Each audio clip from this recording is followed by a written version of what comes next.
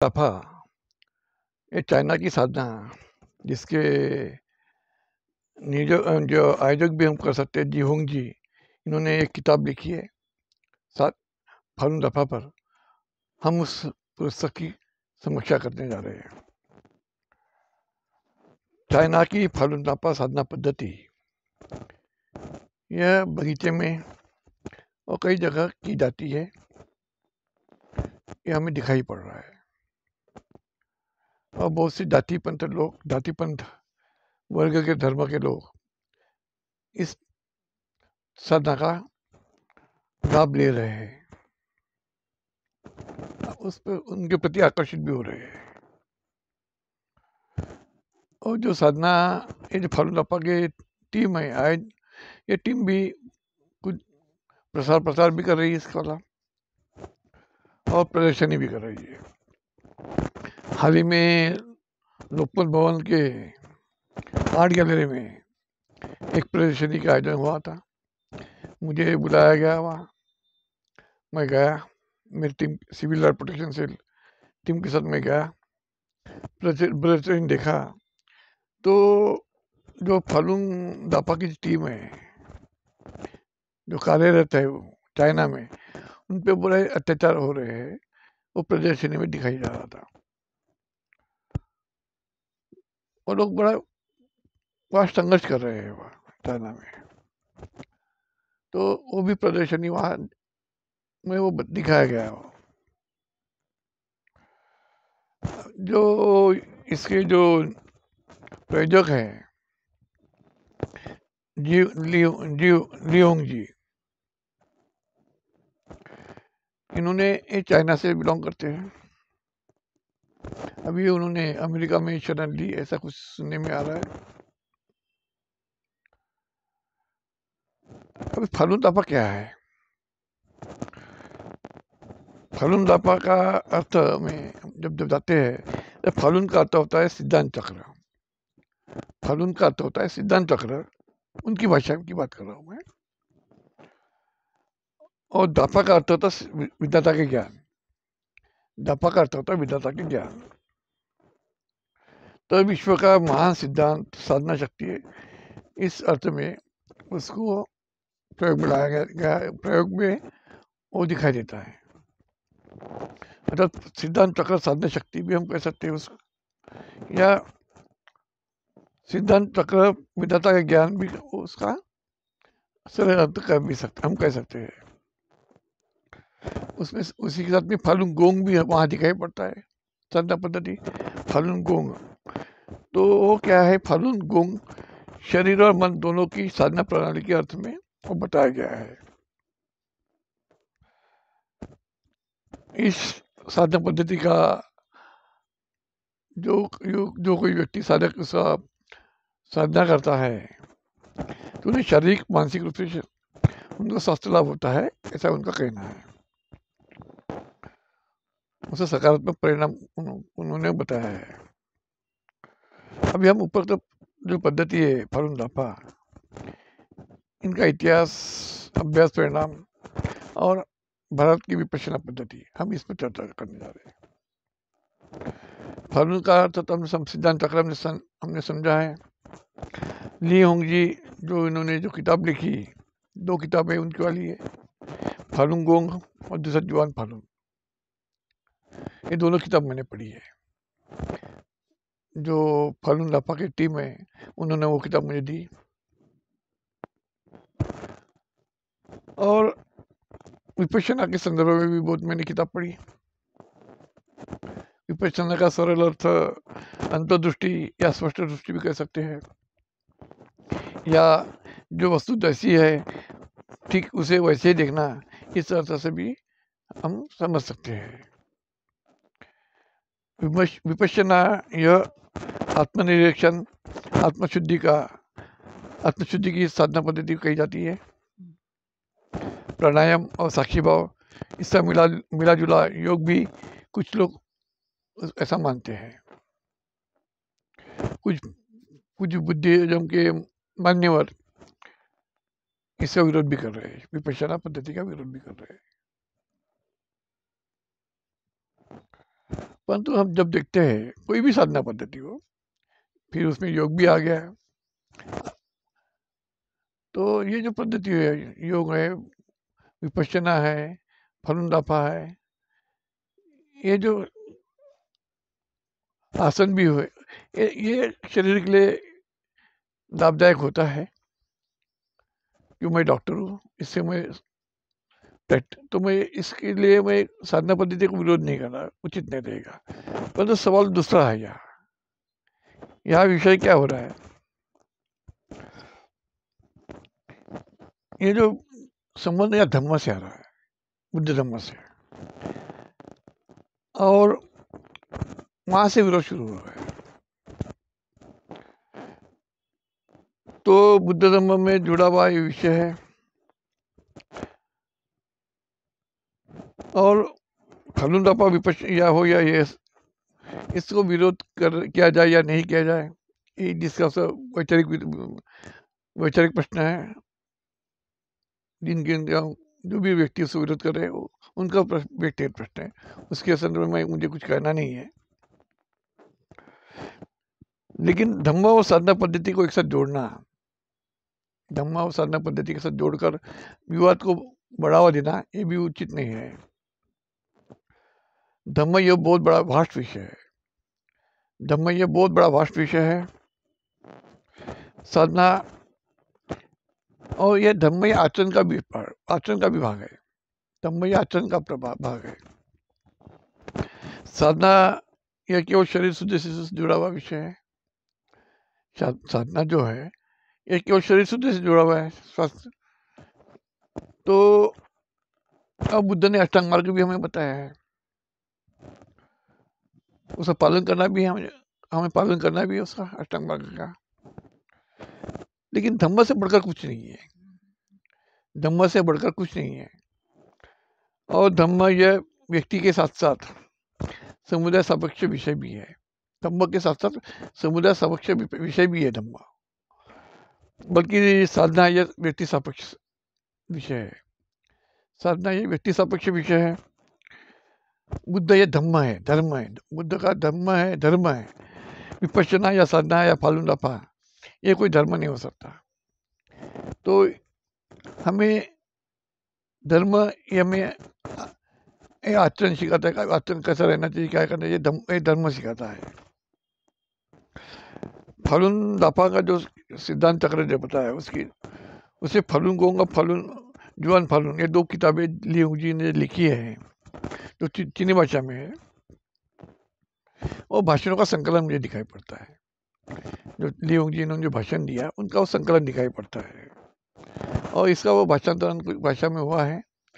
तो भाषांतरण होता है तो शब्दों में कुछ हेरफेर होती है, इसलिए मूल भाषा का जो बहुत कुछ जो मूल भाषा जो भाषण होते हैं या लिखित होता है, भाषांतर के बाद में उसमें कुछ बदलाव हमको दिखाई पड़ता है। तो ये जो किताबें, दोनों भी किताबें मुझे लियोंग जी इनके भाषणों का संकलन दिखाई पड़ता है।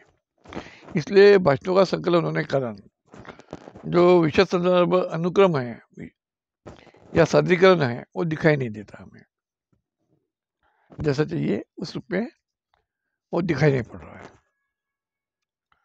और दूसरी बात, लियोंग जी इनका जो झुकाव है वो महायान, वज्रयान, तंत्रयान से दिखाई पड़ता है, और उन्होंने उसको ताओ विचार भी जोड़ दिया। तो उन्होंने ताओ विचार भी उसमें आने के कारण होंगी, इन्होंने जो वैचारिक स्पष्टता, उनको जो किताब, वो जो दो किताब है उससे वैचारिक स्पष्टता नहीं है दिखाई देती, जो वैचारिक स्पष्टता चाहिए वो दिखाई नहीं देती है। और संकलित, और दूसरी बात क्या हो रही है, ये संकलित की साधना पद्धति है, और उन्होंने उसको सबसे उन्नत पद्धति माना है। लियोंग जी ने स्वयं कहा कि हमारी जो पद्धति है, साधना पद्धति सबसे उन्नत है। ये निर्णय लेने वाले लियोंग जी कौन होते हैं? स्वयं की साधना सबसे अच्छे बोलने वाले। बाकी भी साधना है, जो साधक है वो उसका निर्णय करेगी। और उन्होंने खुद की तारीफ भी की है, कुछ जगह बुद्ध पर क्रिटिसाइज किया उन्होंने, कुछ जगह उन्होंने बुद्ध को क्रिटिसाइज किया। तो अवश्य खुद खुद की तारीफ भी की है। और लियोंगी इन्होंने जन शानरेन अर्थात सत्य, करुणा और सहनशीलता, ये जो त्रयी है, ये जो त्रयी उसको माना, उसे साधना मार्ग का मार्ग वो मानते हैं। और उसी के बीच वो घूमता हुआ ये साधना पद्धति हमको दिखाई पड़ती है। बुद्ध तो उसके आगे चले गए। ये त्रयी जो बताया उन्होंने, जन शानरेन, सत्य, करुणा, सहनशीलता, बुद्ध तो उसके आगे, बहुत आगे चले गए। तो दूसरी बात ये होती कि ये जो साधना पद्धति है फलुन दाफा या फलुंगो, क्या उससे बुद्ध तो प्राप्ति हो सकती है? जो उन्होंने बातें की है वो किताब में, क्या बुद्ध तो प्राप्ति हो सकती है? ये भी प्रश्न है। होंगी इन्होंने कुछ और शब्द दिए हैं। चीगोंग यानी प्राण शक्ति,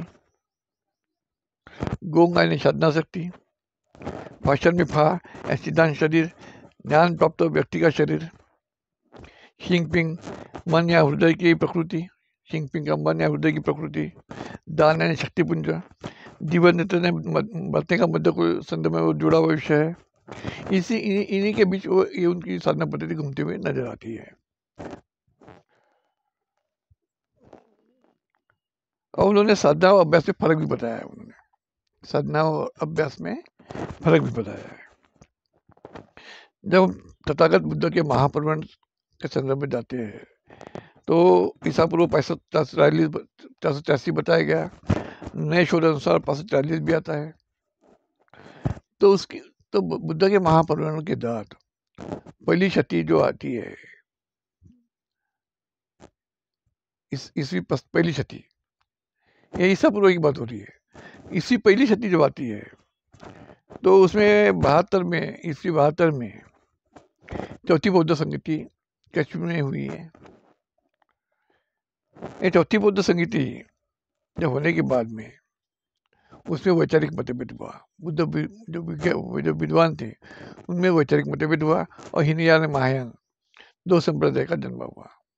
यानी बुद्ध के निर्माण के बाद 550 साल के बाद, बुद्ध के महाप्रमाण के 500 साल के बाद हीनयान महायान का जन्म होता है। ये हमको समझना होगा।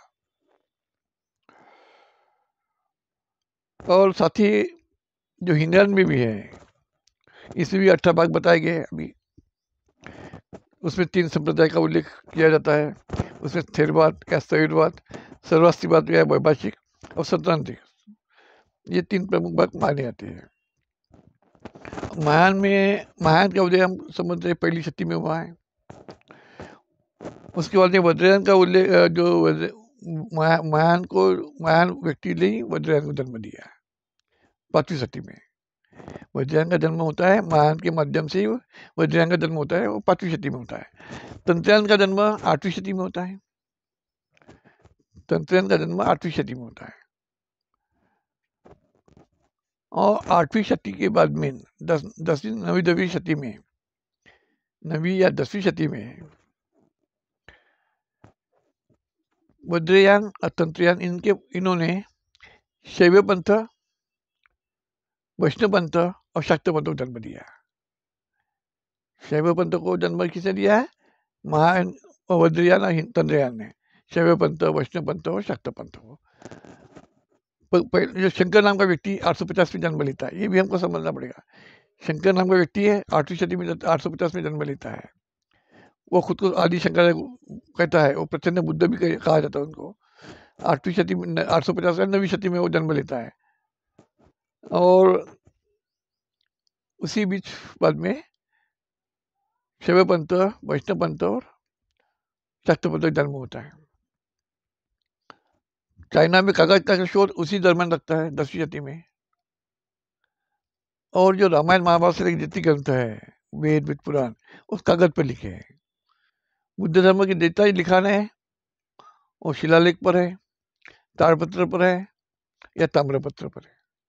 इनके जो ग्रंथ है, इनको जो लिखान है वो ताम्रपत्र पर नहीं है। न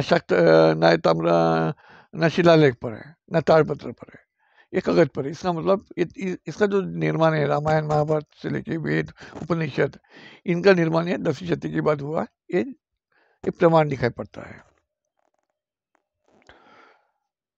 और हिनयान, महायान, वज्रयान, तंत्रयान जो भी किताबें है वो मैंने पढ़ी है। हिनयानो, महायानो, वज्रयानो, तंत्रयानो, ये किताबें मैंने पढ़ी है और समझने में सहज है, वो पढ़ने में सहज हम समझ सकते हैं। विपश्यना को भी हम सहजता से समझ सकते हैं। लेकिन ली होंग जी, इनके जी दोनों किताबें वो समझने में सर बहुत कठिन है, सर के ऊपर जाती है, क्योंकि वो कंफ्यूज है और खुद कंफ्यूज वहाँ दिखाई पड़ते हैं। बाबा साहब अम्बेडकर, इन्होंने 14 अक्टूबर 1956 में बुद्ध धर्म की दीक्षा ली। उन्होंने हमें नवायान दिया हमको, और बुद्ध एंड धम्मा किताब भी दी, वो भी बहुत सरल है। बाबा साहब ने हमें बुद्ध एंड धम्मा धम्म किताब भी दी, वो भी समझने बहुत ही सरल है। लेकिन ली होंग जी, इनकी जो दोनों जुआन फालुंगोंग जो फालुंगोंग है या जुआन फालून, ये समझने बड़ा कठिन है। अभी ये इनकी जो पद्धति है, साधना पद्धति, ये भी हमें इन लोगों को समझने के लिए भी, इन जो साधक है उनको समझने के लिए भी बड़ा कठिन विषय है। लियोंग जी, इन्होंने फालून संदर्भित जो किताबें लिखी है, उन्होंने चीगोंग का उल्लेख किया का संदर्भ प्राचीन काल से बताया जाता है। हम जब बुद्ध काल का संदर्भ देखते हैं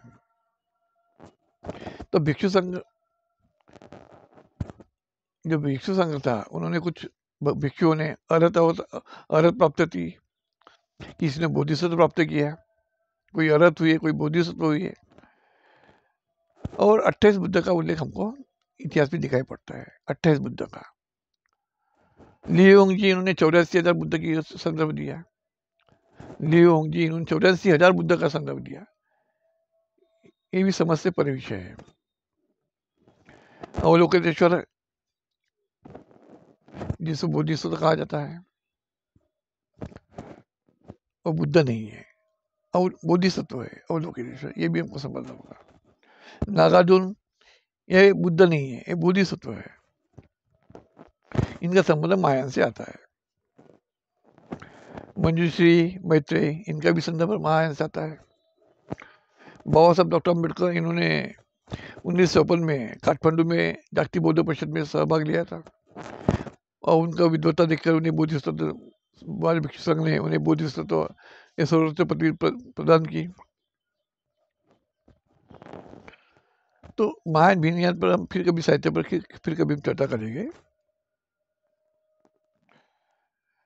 फालून गोंग जो शरीर और मन साधना प्रणाली बताई जाती है, उसका संदर्भ भी बुद्ध धर्म में जोड़ा गया है। लेकिन बुद्ध धर्म में आत्मा नहीं है, बुद्ध धर्म में आत्मा नाम की कोई चीज नहीं है, जो बुद्ध ने स्वयं कहा है। उसका संदर्भ अशोक घोष ने, बुद्ध घोष ने विशुद्ध मग्ग ग्रंथ में दिया है। आत्मा नहीं है, ये संदर्भ बुद्ध घोष ने भी विशुद्ध मग्ग में दिया है। आत्मा को नकारते हुए क्या बोला उसमें, कम्मस्य कारको नत्थी विपकस्य वेदको शुद्ध धम्मा पवंतति एवं एतन सम्मादसन, ये संदर्भ हमें दिखाई पड़ता है विशुद्ध मग्ग में। अर्थात कोई कर्ता नहीं है, जो कर्म करता है, शरीर का अवयव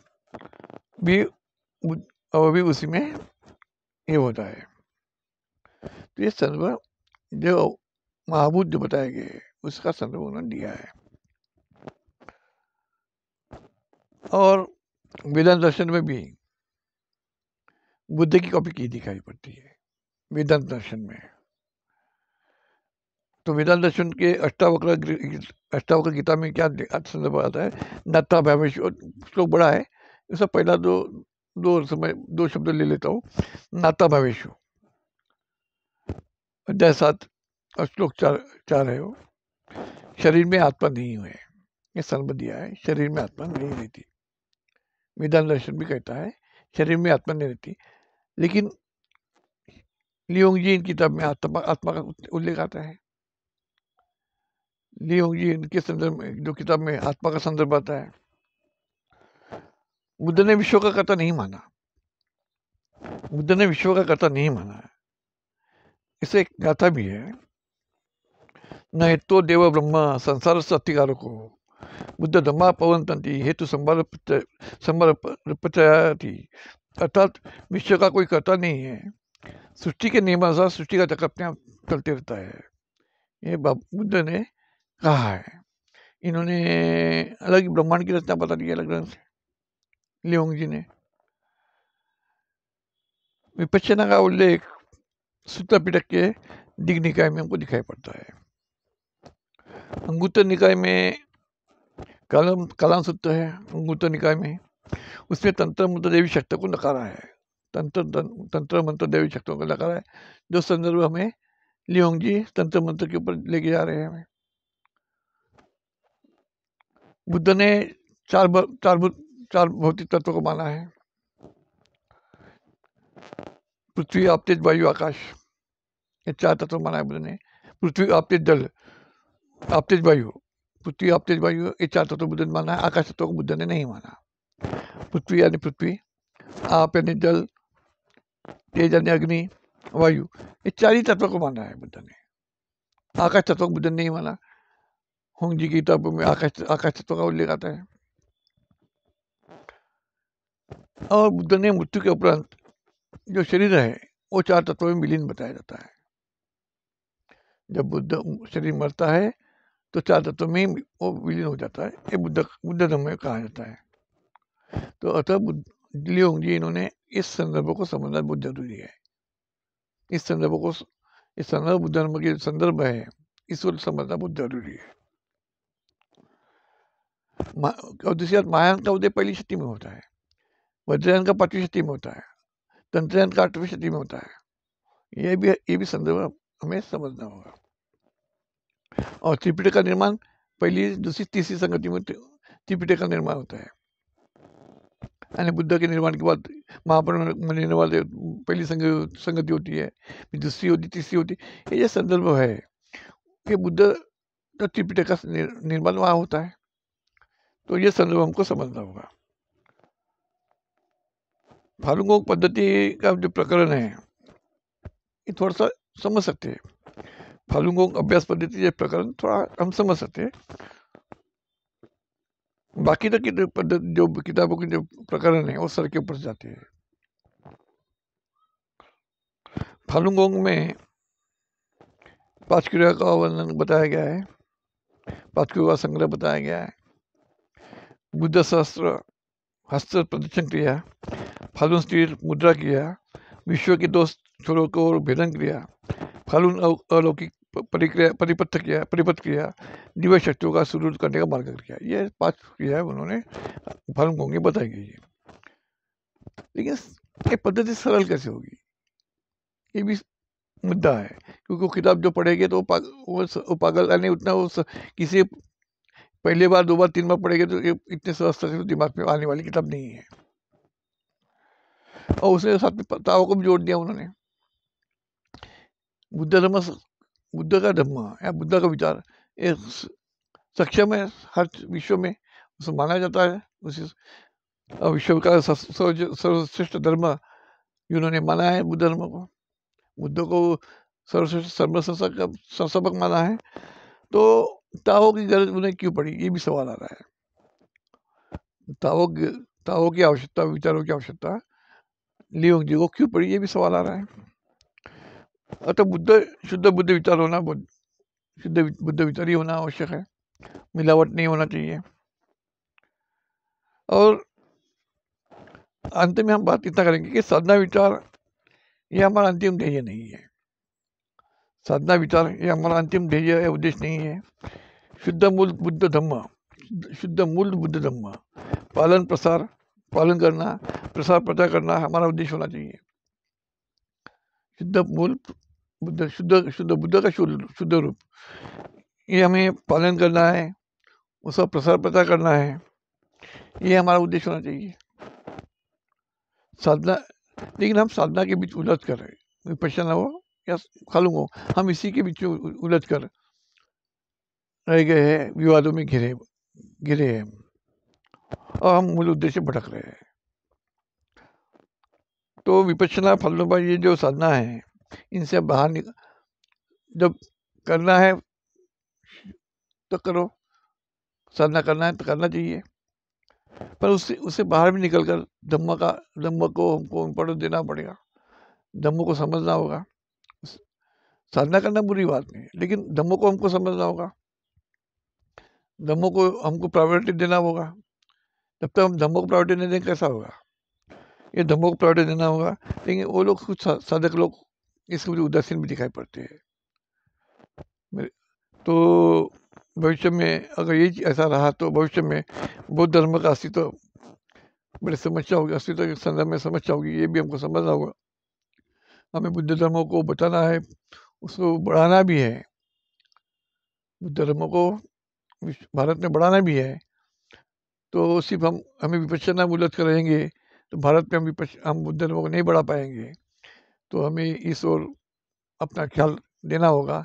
इसी के साथ मैं अपने शब्दों को विराम देता हूँ। नमो बुद्धाय, जय भीम, जय भीम, जय भीम।